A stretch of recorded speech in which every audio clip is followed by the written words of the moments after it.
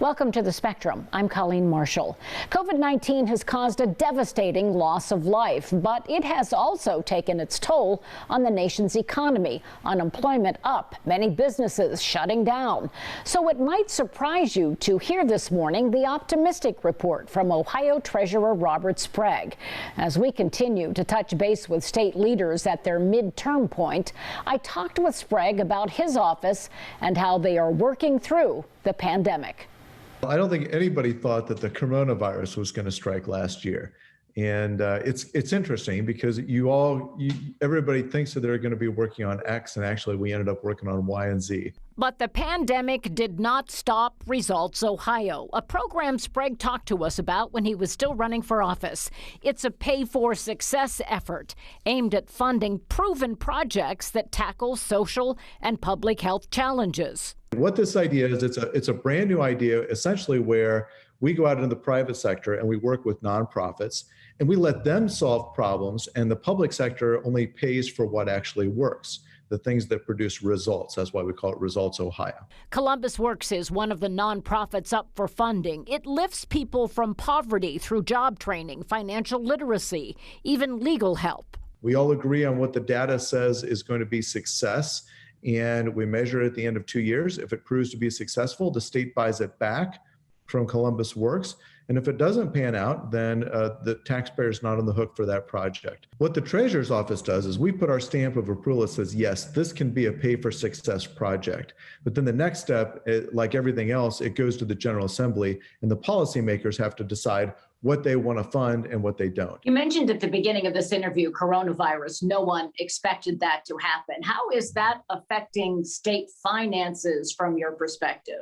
Well, it's affected them in a couple ways. First of all, the state finances are very strong. We can see all the tax revenues coming in. We're ahead in our sales tax. We're ahead in our income tax. We're below in our expenditures. We've done a great job managing costs as a state. To the credit of the executive branch, they've done a wonderful job with that. So we're almost $1 billion in cash ahead of where we thought we would be this time last year. Good news that he admits is somewhat surprising. At the beginning of the crisis, the state recognized Ohio hospitals, about to be burdened by COVID-19 cases, were already burdened financially by the weight of debt. Our hospitals in Ohio were paying rates up to 8% for debt financing at the time. So we stepped in with almost $1 billion program, $1 billion buy. I think it totaled about $752 million at the end of the day, where we actually bought that debt. With unemployment the way it was last year, how do you account for income tax revenue being up? I think it's just, people think that the economy has stopped, but actually the economy, I think, is very, very strong. There's a lot of employment. And you're seeing that through the income tax revenues. That's not to say that everybody is employed. There certainly are some sectors that are still hurting, obviously in the service areas like hospitality, restaurants, travel, but everybody else really is back to work and looking for workers, and they would like to hire more people. That's the number one thing I hear from employers, is that they would like to hire more people. There's debate about whether or not the $1.9 trillion price tag for the American Rescue Plan is too much, too little, just right. What do you think of that, and how is it going to impact Ohio's economy? I think the better question is, how do we spend the money?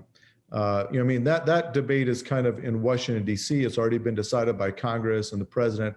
I think the question for us is, how strategically do we spend that money to get the most out of it? And how do we invest in Ohio? How do we rebuild Ohio? And what I would love to see is, I'd love to see us focus on infrastructure with our local government partners. They have a lot of things like water and sewer that they need to expand in order to build those new jobs and economic development. We need to do more in terms of broadband, and then repair our roads and bridges. 2 years in, are you planning to run for re-election?